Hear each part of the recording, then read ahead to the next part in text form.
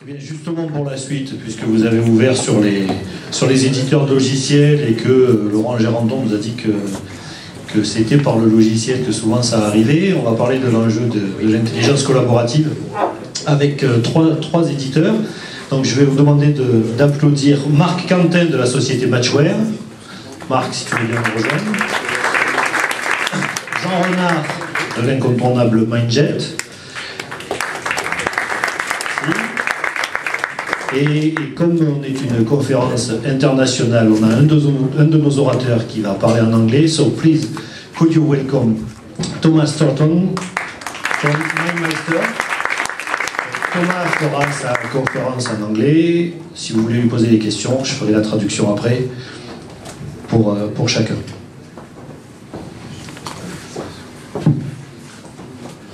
Sorry, I didn't understand what you were saying. You didn't understand my English or my French? Just German, please. The German is possible. So I said that if there are questions, I will translate for you the question if needed. Perhaps you want to start with your presentation and tell us what you are doing with MindMeister today, or do you prefer we start in French and English after? It's okay for you? It's perfect. Oh. Perfect. Okay. It's okay. It's okay. How many in the audience, if you could raise your hands, how many of you know Google Docs? It's an online collaborative text editing tool. So I assume everybody in the audience knows mind mapping software. And another question I have, how many in the audience know Prezi? It's a presentation tool, you can zoom to your ideas. So what MindMeister does basically is we combined these three areas: mind mapping, online collaboration, and presenting your ideas. So I would like to give you one use case. It might be helpful for working with clients. If you work with clients, or I spoke to a gentleman today, he is a consultant, he has an agency. So he said to me that it is difficult to collaborate with clients, to work together with clients, because his clients, they don't have a mind mapping software.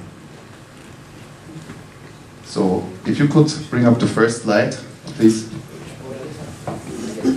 I will show you a meeting management example. I'm based in Vienna. Do I speak too fast? Can you understand me clearly? Okay, perfect. And we sell our software all over the world, so I cannot get on the plane and meet my clients in person. So most of the time we have a Skype conference, or we use Google Hangout, or I just call them on the phone. So I don't ask them if they have a mind mapping software.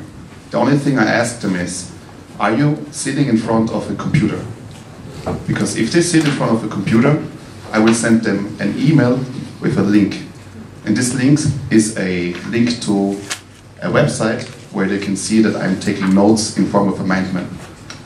So I don't ask them if they know mind mapping, I just show them what it is. So you can see the client is telling me stuff on the phone and I just take notes. And when I show them that I took notes in form of a mind map, they say, okay, this looks nice. So I tell them, okay, you can also put in ideas and also edit this mind map. So basically a telephone conversation is a meeting. And after the meeting you agree on certain steps and you need to continue to collaborate, right? To work together. So one way to do this is to mark a task in the mind map, right? If the other person doesn't have a mind mapping software, this could be a problem. So if you do it online, you can give your client a task. You can tell your client, for example, to think about this idea and to give you feedback at a certain date. So you can mark an idea, and put in a task. You can see this is the task owner. You can see I've assigned a task to him, and he gets a reminder, an email that he needs to give you feedback on your proposal. And after the meeting, sometimes it's also good to explain what happened in the meeting to other people, to other person. So maybe there were 2 people in the meeting, but you need to explain it to another client or to a managing director. So what you can do is, you can click on the play button, and it shows how the mind map evolved. It shows how the ideas have been developed. So this is something I find very interesting, because if we have a conversation and we agree on something, it's hard for other persons to understand why we agreed on this. So other people can also be part of the thought creation process. Yes, the timeline, yes. So, in my opinion, this makes it very easy to communicate what has been happening and in what direction it is going. So of course, this is one example. It's not always possible to do it in that way, but if you do it in that way, you can always save time, and at the end of the day, you can achieve more. Another thing I would like to show is on the next slide. This is a screenshot I made this morning. What it is basically, we had so many marketing meetings in our company. We had 20 marketing meetings, so we had 20 mind maps. So it is really not easy to find the information you're looking for. So this is the master mind map, the overview. And you can see here, it links to another mind map.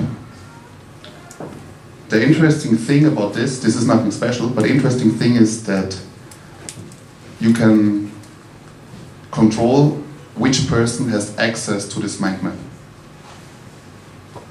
So right now it's Peter and Michael who have access to this mind map, but if Michael leaves the company, I can say, okay, from this day on, Michael doesn't have access to this mind map. So this could be something that's interesting if you work together with clients. You can always control who has access to what kind of information and make the information easily accessible to them after your meeting. Do you have any questions on this way of holding a meeting? So this is done in, excuse me, this is done in real time? Yes. Okay. Yes. So you're on Skype, they're on Skype, and they have the same map that you send them with a link, and they can add to that map? That's correct. I usually, when I present, I always show it in real time. Frederick, and I understand he was worried that maybe the internet connection doesn't work, so that's why I'm not showing it. And it's not a sales presentation, but the easy answer to your question is yes, everything in real time. Mm-hmm. The sharing the submaps, you can share the main map or just share the submaps on your map? You can do both. Yeah. You can give the access to the sub. Yes. So actually, what happened here is that you can see here there are more ideas behind it, right? So it gets quite big. So what I've done here, for example, is that I right-clicked and I said, make this another mind map. So all the sharing rights were inherited to the other mind map.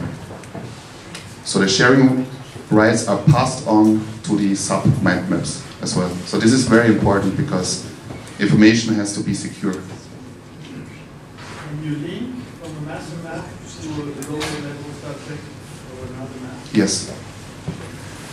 So for example, this here links to the main map, but I can laser target the link to a specific idea. So sometimes, if I need to remind my managing director to do something for me, I give him the exact link to the idea.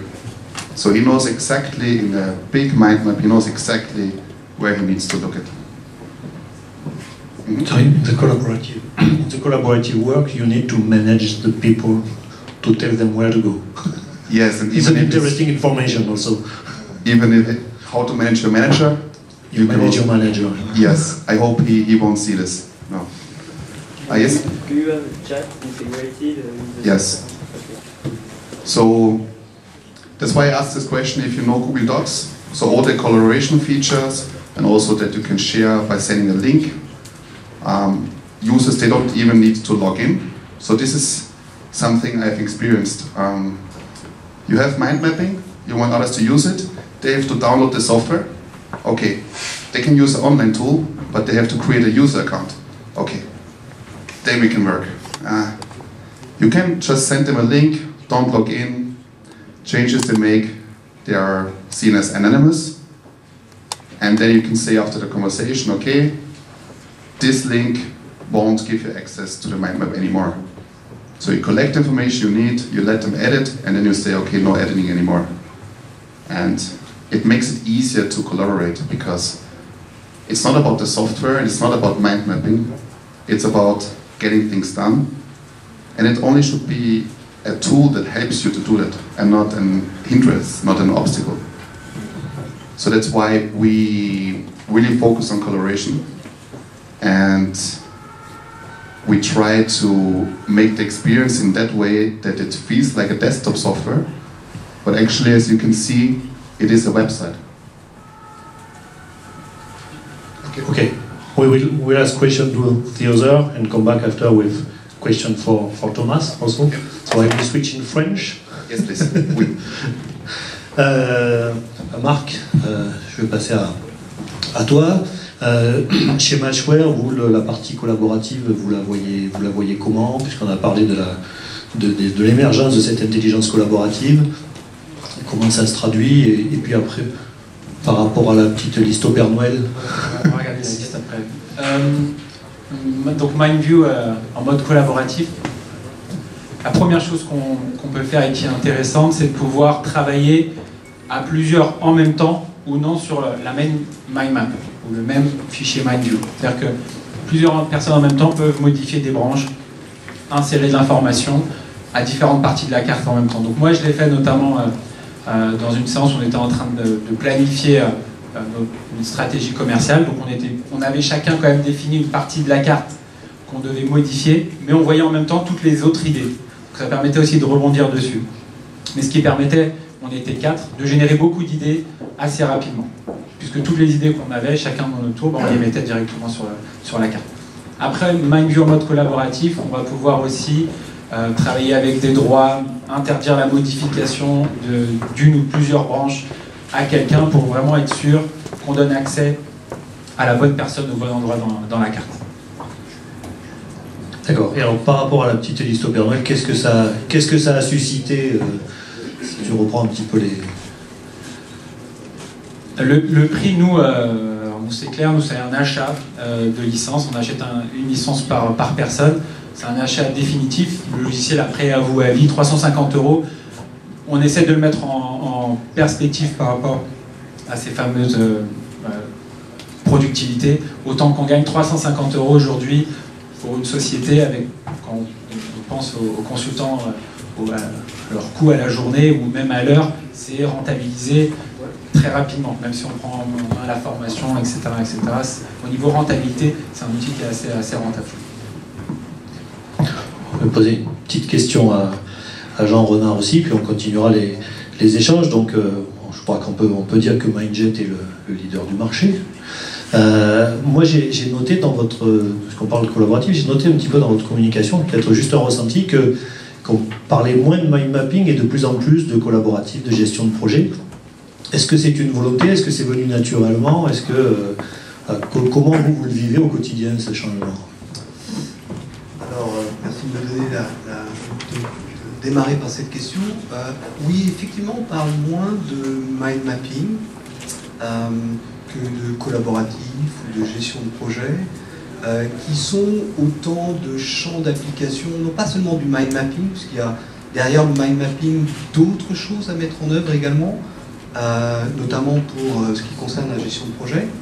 Mais ça reste des thématiques pour lesquelles nous sommes interpellés par les entreprises ou par les organisations du secteur public. En gros, toute organisation qui nous contacte, le plus souvent, bien évidemment, il y a des contributeurs dans les sociétés qui sont intéressés par le mind mapping. On a toujours des gens qui nous contactent pour ça.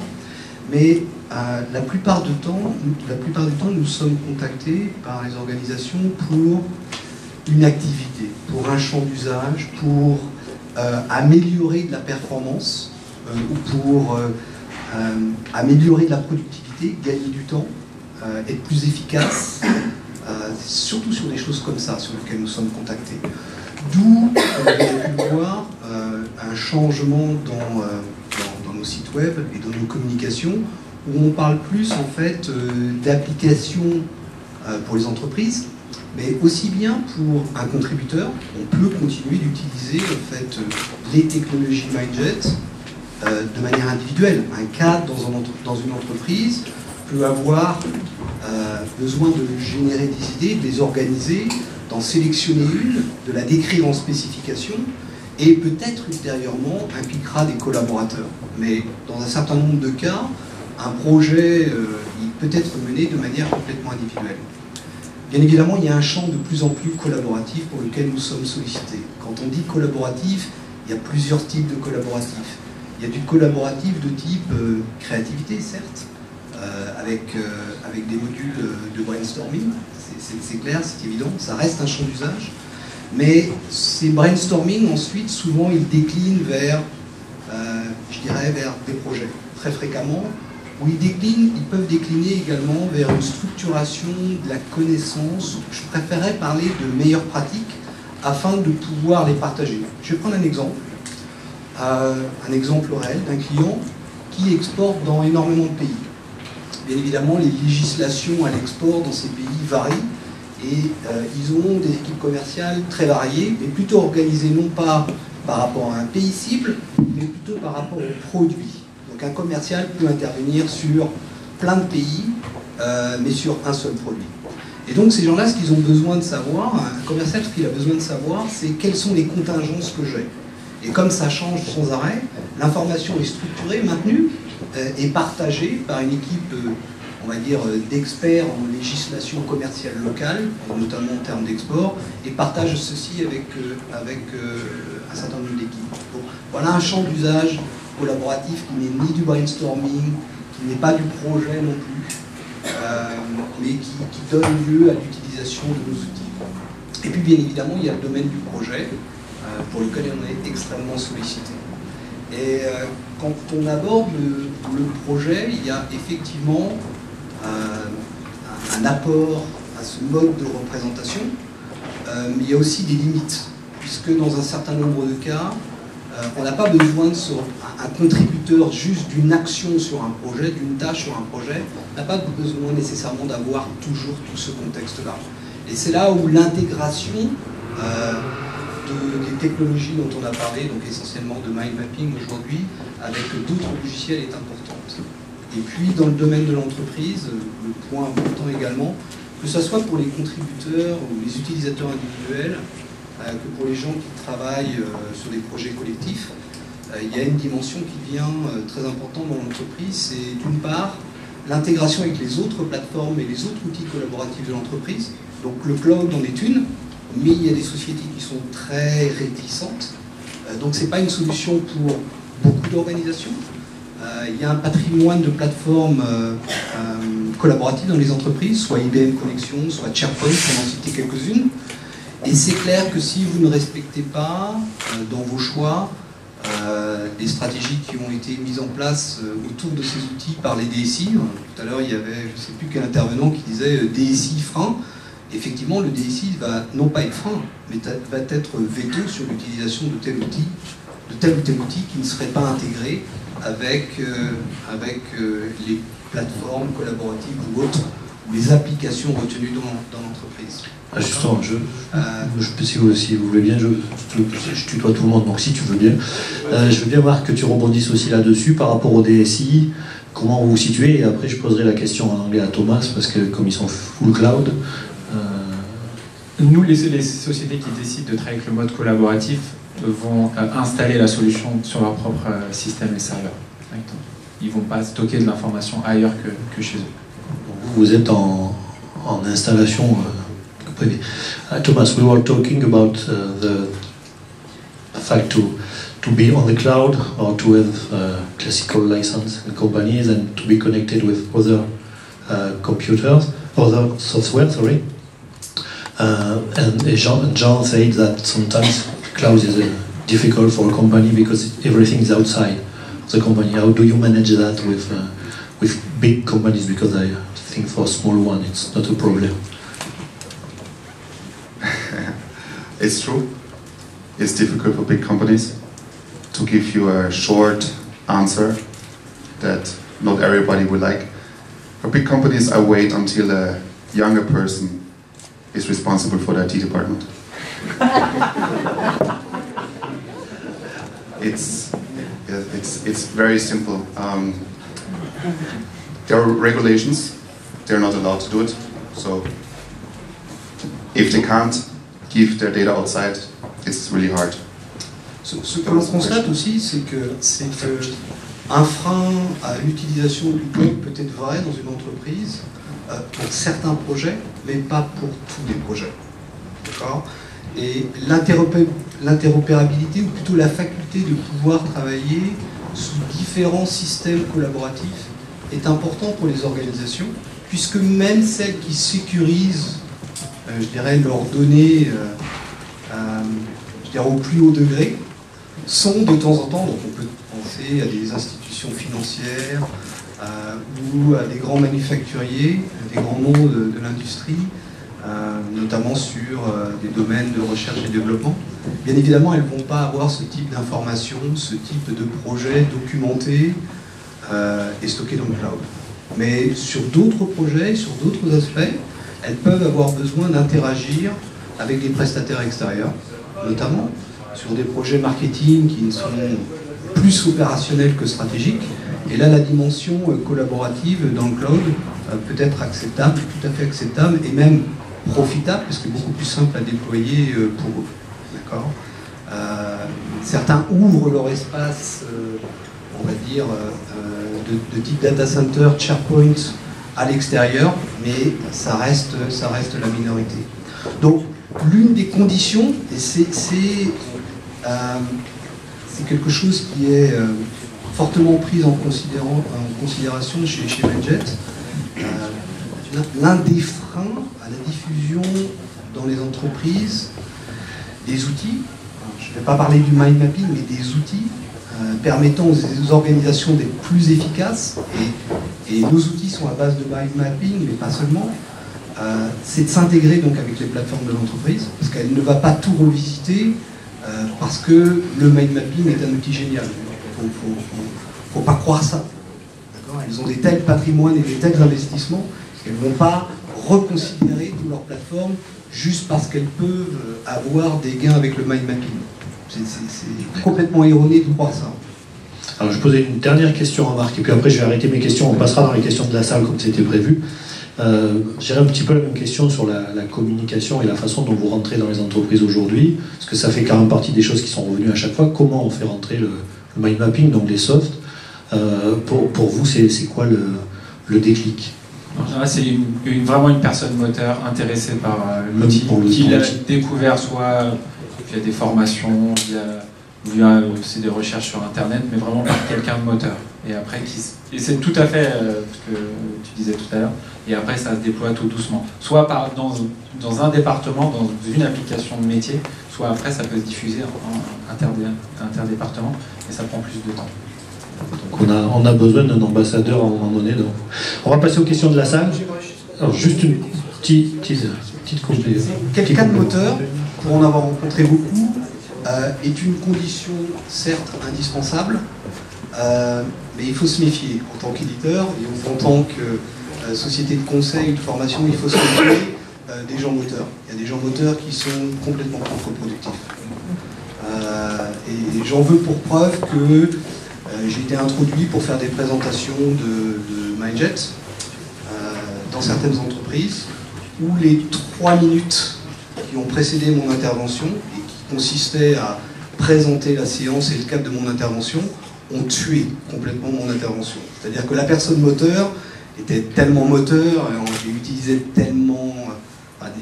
C'était ce qu'on a appelé tout à l'heure un évangéliste. Il faut être extrêmement vigilant au choix du moteur. Et je dirais le moteur principal des entreprises, c'est qu'est-ce qu'elles vont y gagner.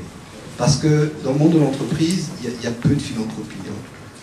On fait les choses pour gagner du temps, gagner de l'argent et rien d'autre chose. Et dans les organisations du secteur public, même si on ne parle pas d'argent, en finalité, ça revient à peu près au même. Ok, donc on va passer un petit peu aux questions. Tu fais l'hôtesse micro, super, j'adore, ça m'évitera de le faire. Gilles. Oui, bonjour, Gilles Garnier. En fait, moi j'étais consultant sécurité, donc finalement ma question rejoint le sujet qu'on vient d'avoir. Alors, dans certains cas, la réponse est toute faite puisque le système s'intègre directement au sein de l'entreprise, mais plus spécifiquement dans le cas de MindMaster, je pense qu'il peut être très long. Alors, si vous voulez, je reformule en anglais ou vous traduirez, mais il peut être très long d'attendre un jeune DSI, vraiment très très long. Et en fait, ma question portait sur la sécurité, enfin les garanties de sécurité qui sont données aux entreprises dès lors que un certain nombre de choses vont être stockées ailleurs, à la fois en termes de sécurité et aussi, parce que c'est une problématique qui intervient de plus en plus en termes de localisation de stockage, Europe ou pas.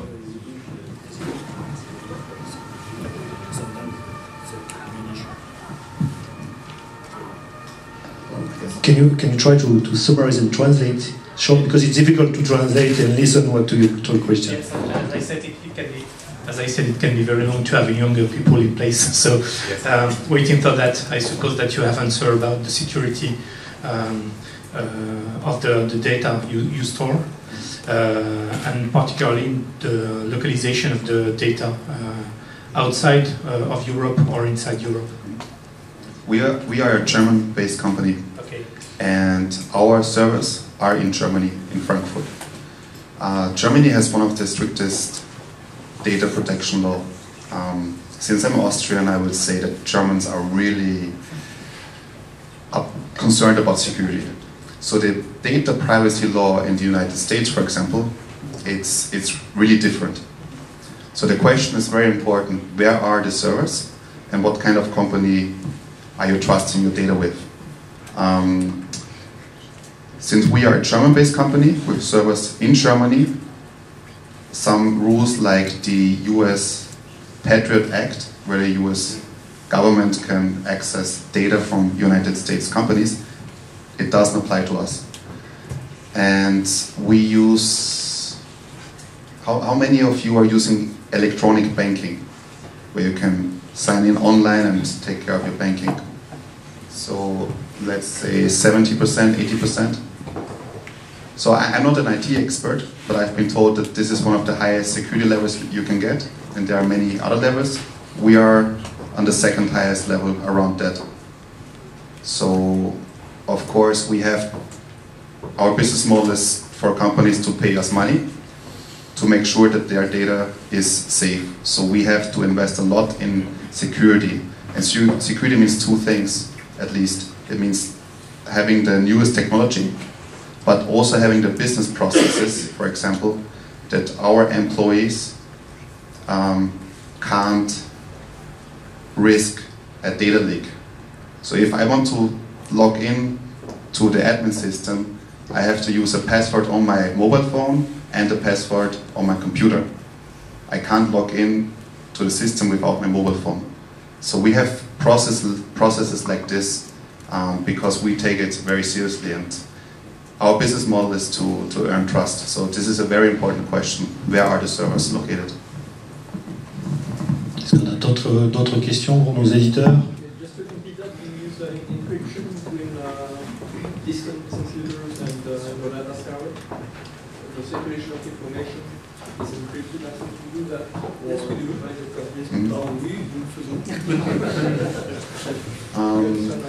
Yes, we use a 256 bit. Security about your server, but there is also internal security about what you exchange on internet.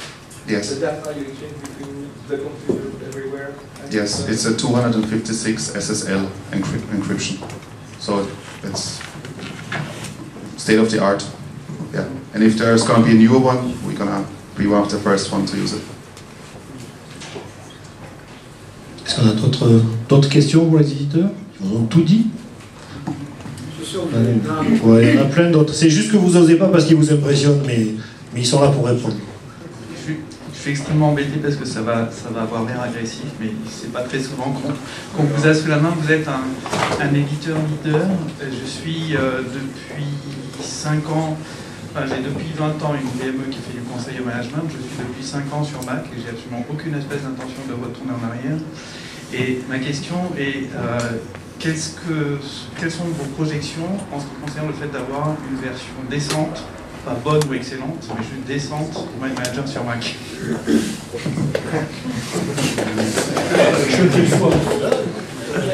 Tu peux passer le micro? Oui, vous avez le droit de répondre aussi.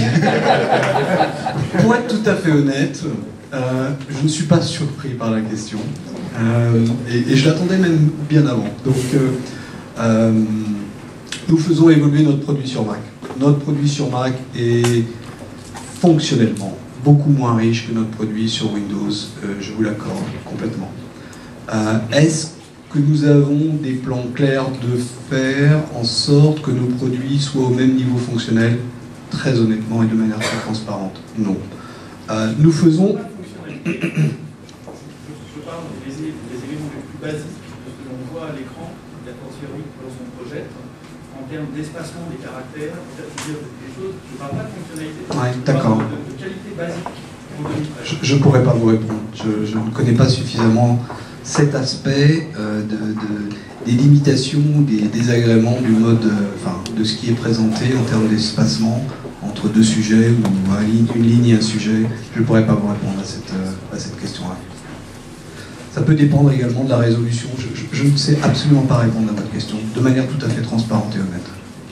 Mais la question, excusez-moi parce que je l'ai mal comprise, je l'ai comprise dans un autre sens, qui est le sens de la question qui nous est fréquemment posée entre Mindjet pour Windows et Mindjet pour Mac et ce différentiel assez important de fonctionnalité. C'est dans ce sens-là que j'avais compris votre question et que je vous ai répondu. Le contexte est, je vais parler un peu de la société Signos.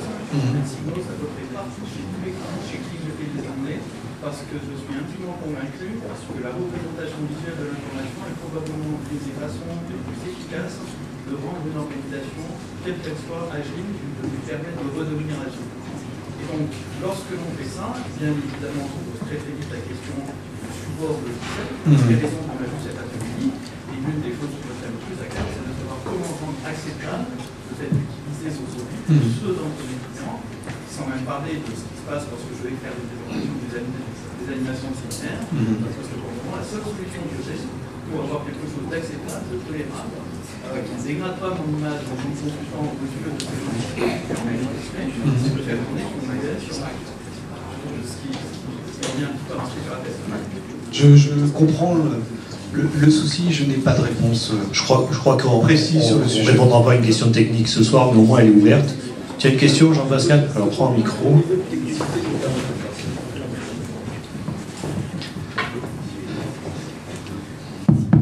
On ne tape pas sur les micros, ça les abîme. Désolé, merci.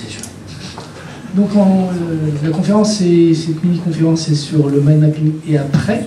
Donc la question que j'avais envie de poser, est-ce que donc, les éditeurs qui sont là, ils pourraient nous accompagner si demain on faisait une sorte d'association pour la France, pour le mind mapping, est-ce qu'ils seraient intéressés pour rentrer dans cette association et nous porter? Alors, on va demander à Marc. Tiens. Qu'est-ce que vous attendiez Prends le micro. Qu'est-ce que vous attendiez de moi ou de nous précisément? Soutenir une cause, oui, on est une association, on représente le mind mapping en France, on est tous là, on dit on a besoin d'éditeurs, et comment vous pouvez nous accompagner? Il y aurait peut-être un partenariat à établir, voilà, il y a quelque chose à mettre en place. Ouais, moi avec plaisir. Ça avec plaisir? Ouais.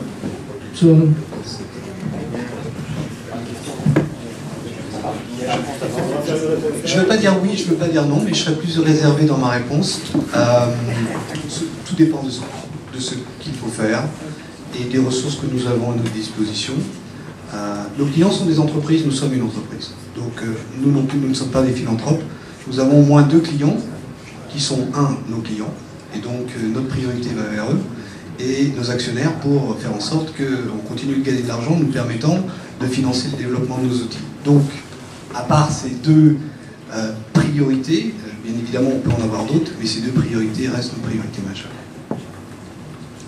You want to answer also to the question? The translation was, how can we as software vendors help you as consultants in promoting the mind mapping concept? Yeah. As a group. As a group. Imagine we are a group in France. Yes. Mind mapping in France. How can you help us to promote mind mapping? Okay. First of all, we need consultants to promote the concept. Because what we do, we focus on the product, but we really need people who talk to people and explain how to use it. So we need trainers. So what we can do is we can provide an easy tool so you can really give us feedback, and we will improve the product based on your feedback. Because your feedback is, I would say, it's more available if the feedback comes from you than from a user who started using the tool. Because you think about the processes, you think about the background of the user, what they're trying to achieve. So that's why we take it very seriously.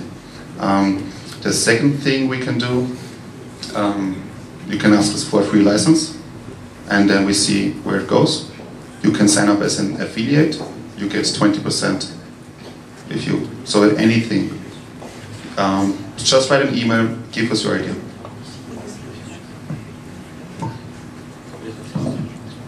Est-ce qu'on a peut-être une ou 2 dernières questions? Oui, oui, la question était, est-ce que vous pensez qu'il va y avoir un format d'échange de fichiers commun au mind mapping?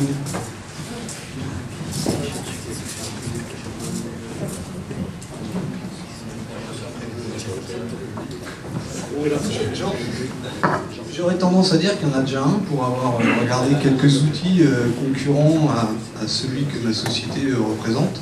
J'ai l'impression qu'il s'intéresse assez à notre format, pour des raisons diverses j'imagine, et que la plupart ont une fonction d'export vers le format Mindjet, ou qu'ils savent importer du Mindjet. Donc on n'est pas un standard du marché, certes. Nous on n'a pas, je dirais, on a beaucoup de projets en termes de développement de notre outil par rapport à des demandes de clients, notamment d'entreprises ou d'organisations du secteur public. Donc on reste sur notre format, au moins sur un avenir visible, un avenir sur lequel je peux me projeter.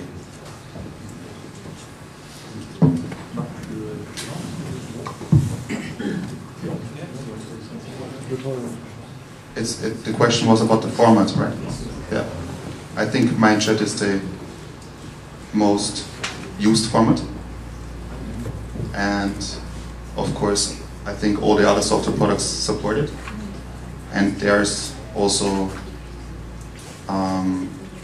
published mind maps on our website, so there's no format at all to exchanges. You just tell your users where the link is so they can directly see the website. So this is a different approach from cloud computing. There's no formats to exchange, so you can go both ways. Patrick, la dernière question. Moi j'attends beaucoup, s'il te plaît. Ouais, j'attends beaucoup des éditeurs pour développer les usages collaboratifs. Clairement. Plus vous avancez, plus moi je développe des produits nouveaux en termes de formation. C'est quoi la prochaine étape? Je sais que Jean, tout à l'heure, tu n'étais pas là quand j'avais conclu sur... Je disais, nous aujourd'hui, il y a 3 usages dominants. Le mind mapping pour soi, mais on peut le faire, voilà, tous les logiciels le permettent. Pour moi, je continue à le faire. C'est une activité sur laquelle on intervient. C'est une histoire close pour moi, ça. Le mind mapping pour soi. L'avenir du mind mapping, puisque c'est comme ça qu'on le met en perspective, ce sont les usages collaboratifs, ça passe nécessairement par les efforts que vous faites en termes de développement.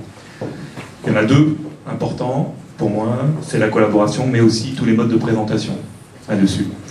Et je ne sais pas si vous avez déjà réfléchi à des roadmaps ou quelles sont les nouvelles évolutions vers lesquelles vous allez. Il y a une chose qui m'a interpellé en termes de questions, est-ce qu'il y aura d'autres choses? Par exemple, Mindjet, que je connais peut-être un peu mieux, on ne représente pas du temps avec du mindmap. Donc j'apprécie énormément, comme avec MindView, qu'on ait des timelines, des rétro-planning et des Gantt. J'ai largement apprécié aussi, ça m'a permis de développer d'autres choses, l'introduction du mode analyse avec les matrices 2 axes, 4 axes. Est-ce qu'il y a des choses nouvelles comme ça qui vont arriver dans le futur? Est-ce que vous êtes au courant, pas au courant? Voilà. Qui se lance? Alors après on sortira du mind mapping. Mind mapping, ça c'est plus ma question va dans ce sens-là. Il y aura non rien d'extraordinaire, de différent qui va sortir.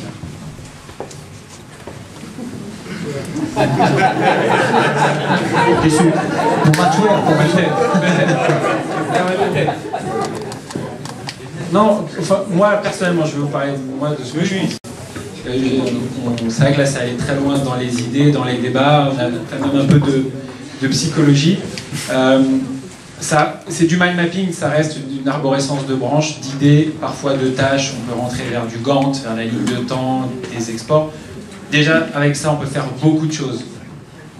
Et énormément de choses. Et je pense que les sociétés, et nous, nos business, il va venir de ces gens-là qui voudront surtout faire du mind mapping et des exports et du Gantt.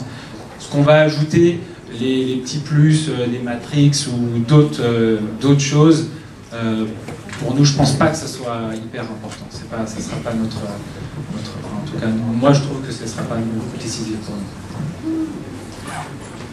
Oui, je rejoins tout à fait cette réponse.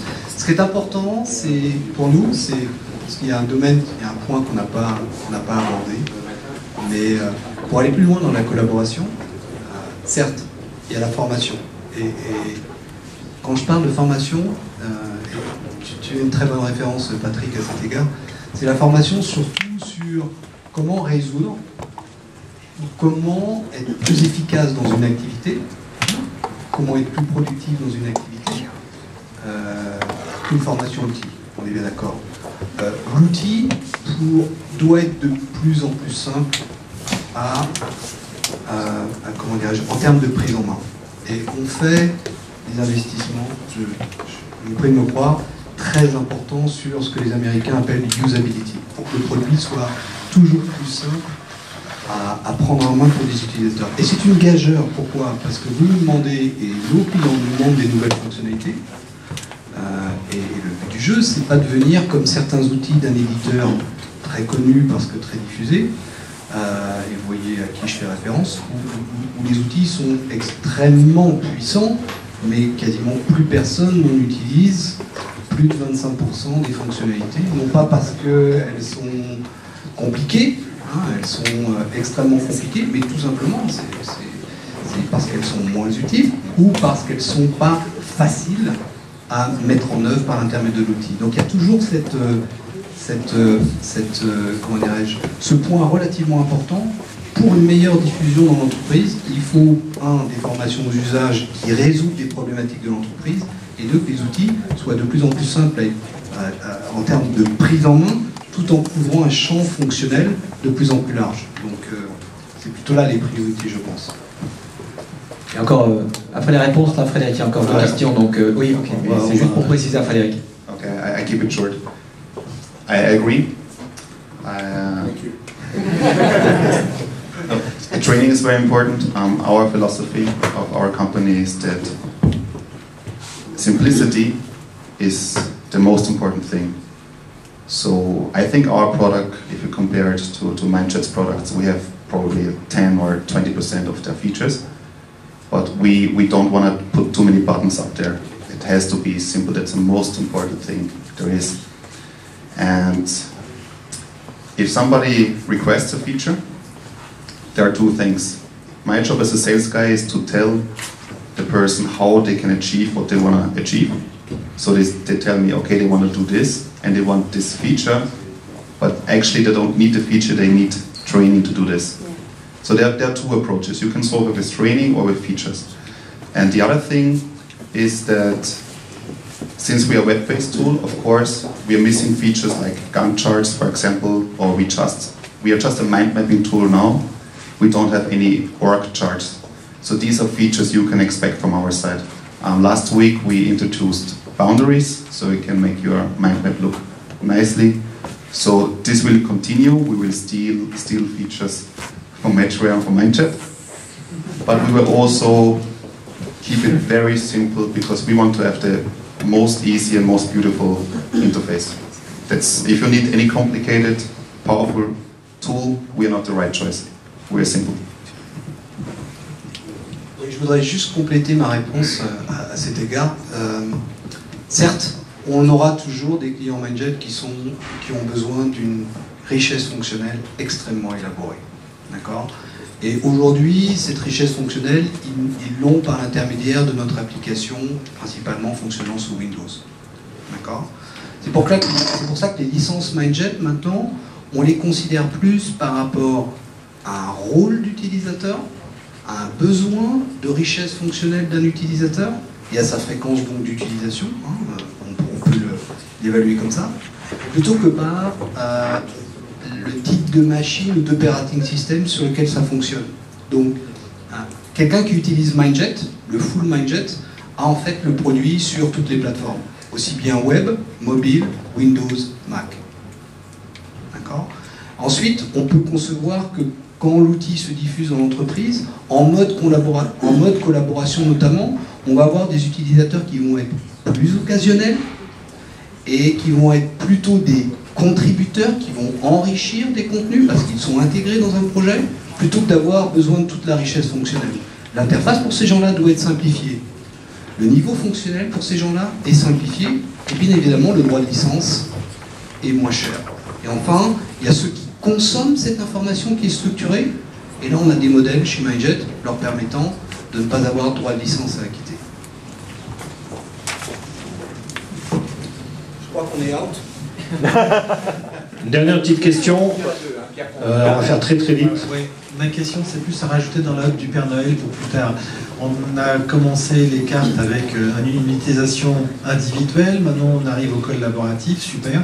Quand vous avez une carte à gérer, ça va. Une dizaine de cartes qui s'interconnectent, ça va encore. Quand on arrive à des réseaux de cartes d'une centaine, voire 150 cartes, alors vous allez me dire, mais c'est quoi ce délire? C'est par exemple un cours de master d'économie pour des étudiants, où là, pour modéliser tout le savoir, il faut des énormes réseaux de cartes, on ne peut pas les simplifier. Et là, ça commence à galérer pour retrouver où est-ce qu'on a mis un commentaire, une annotation pour corriger, bref.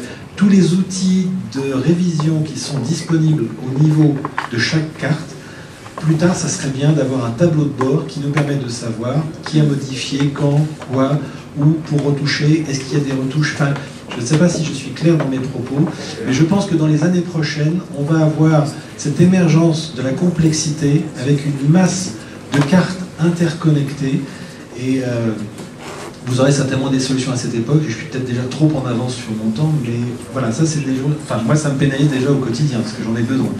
Mais voilà, c'est des choses qui seraient sympas à rajouter, la gestion de grands réseaux de cartes avec des fonctions pour pouvoir les catégoriser, dire tiens celle-là je l'ai regardée, je la connais, j'ai déjà lu, elle m'intéresse pas ou il faut que je revienne après, etc.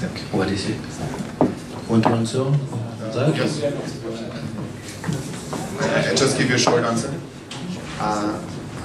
Probably I didn't get everything, but you have a huge network of mind maps. It's difficult to see where are certain tasks, where is certain information. We already have it. It's not probably everything you need, but you can search ideas in all the mind maps you have access to. So it's a start. So please give us more feedback, maybe we can improve it better. The last question. French to English short question. And it's difficult to translate in English, so please make short question for me. Dernière toute petite question. Oui, sur la partie machine. Qui c'est qui a le micro? Je vais faire à voix haute. C'était dans l'œuvre du Père Noël, on parlait tout à l'heure de la partie consommation ressources machines. Effectivement, ce qu'on peut faire des maths, ça consomme beaucoup de ressources machines.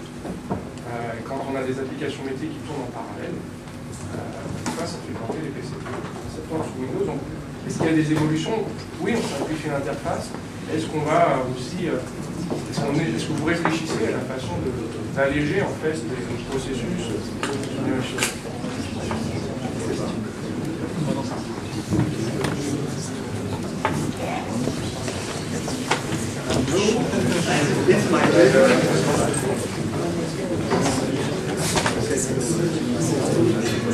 Je pense que c'est un peu difficile techniquement de répondre.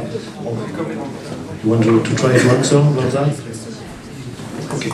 Short and simple. The simple answer is, if you have a lot of data, you need a lot of power to process it. I know it's not an answer that's really satisfying, but that's the case. That's an important fact to know. So create small maps, it's better. I'm sorry, it's the truth. Ok, on va conclure, je pense. We are going to make the conclusion.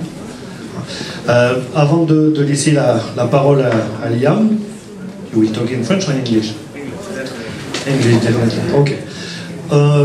On a réservé un espace au bar La Contrescarpe, qui se trouve sur la petite place, je ne sais plus le nom de la rue, mais quand on sort, vous montez à droite, tournez à droite et il fait le coin de la place. On a réservé un espace spécialement pour partager bière, vin, tout ce que vous voulez, et continuer toutes les discussions que vous avez lancées aujourd'hui. Pour ma part, je voulais juste vous dire que c'était génial d'être là. On voulait faire un think tank, je crois qu'on l'a eu. Je pense qu'on peut remercier nos éditeurs de logiciels parce que c'est pas évident de venir à la même table en tant que concurrent, de répondre sur du futur de tout ce qu'on va faire. Donc je crois qu'on peut vraiment applaudir nos éditeurs de logiciels. Je pense qu'on a encore beaucoup de choses à vous dire. On va avoir encore à se voir et ça serait bien qu'on reste connecté. Et pour finir cette belle journée, Liam, I give the mic.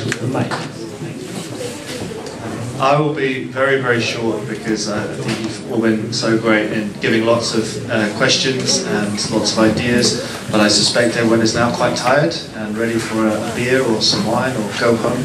So I would just like to say thank you so much for coming and supporting the first event in Paris. We will be back. We will do this again and we will do more and we will keep building and keep building in the offline world and the online world. So just keep supporting the software companies, Bigger Plates, the other companies who do training, because then we all go up and up and up, I think.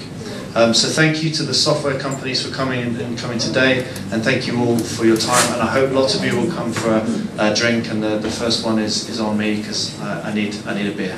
So thank you.